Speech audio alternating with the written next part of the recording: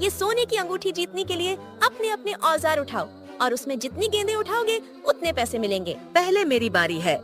ये देखो मेरा औजार, एक ही बारी में सोने की अंगूठी जीत लूंगी। चलो गिनो कितनी बॉल्स है। 1 2 3 137 बॉल्स है। तो ये लो तुम्हारे $137। अरे ये सोने की अंगूठी को तो मैं यूं ही उठा लूंगी। हाँ तो चल अब गिन कितनी गेंदें हैं।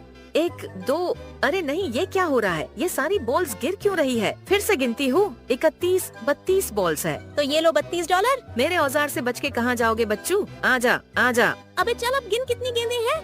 1 2 3 4 55 56 गेंदे हैं। तो ये लो $56। प्लीज दोस्तों, इस गरीब माँ के लिए वीडियो को लाइक करके चैनल को सब्सक्राइब कर दो और कमेंट में आई लव यू मन लिखो।